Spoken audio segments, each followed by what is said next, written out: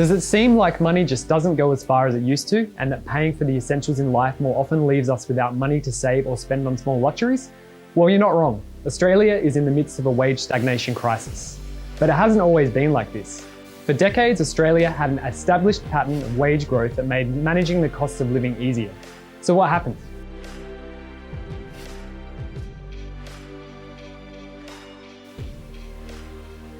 According to the Australian Bureau of Statistics, wages across the whole economy have been growing at an annual average rate of just 2%, with wage growth in the private sector even weaker. As you can see here, the rate of wages growth in both private and public sectors have very clearly fallen below the trend set in the previous decade. To put this in perspective, up until around 2013, wages in Australia ticked along at a reasonable pace with 3.5% to 4.5% each year, even more in good years. Australia's wage stagnation crisis is a direct result of the country's economic prosperity being transferred from the workers to corporations in the era of trickle-down economics since the 1970s.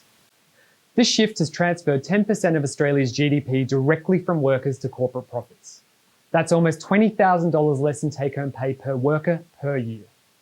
You heard right. If workers had been able to retain the same share of GDP as they had in the 70s, the average person's pay would be $20,000 higher. Instead, labour compensation, which includes super contributions, hit a record low of 47% of Australia's GDP in 2019. That's the lowest annual average since the ABS began reporting data back in 1959.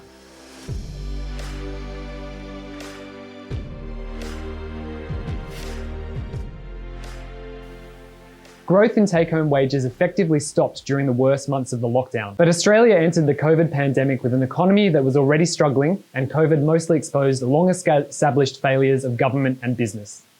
At the beginning of 2020, 14% of all Australian workers either had no work or not enough work. Australia had the third highest rate of temporary work in the OECD. The gender pay gap persisted and wealth inequality was rising. And wage growth was already the worst in Australia's post-war history.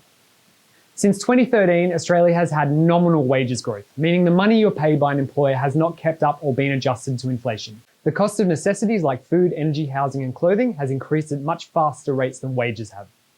Deliberate action by business and federal government policies of wage suppression have created the perfect conditions to entrench negligent wages growth in Australia. Not only have wages stagnated, but the take-home pay of workers has reduced since 2013. Historically, a working class with the power to organise and bargain and a broad commitment from government and business to a livable wage ensured Australia's wealth was shared. But trickle-down economics and deliberate wage suppression have led to a huge redistribution of Australia's economic pie away from workers and in favour of corporations. This has meant a drop in living standards, household financial stability, and the overall performance of the economy. Economic recovery and growth require consumers to spend, which means workers need income.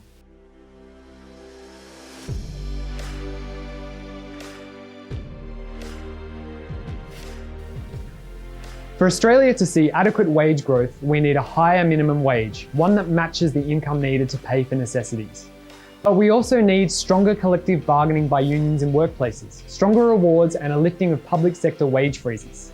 This will put more money into people's pockets, which will ripple throughout the economy, making Australia stronger and improving the lives of workers.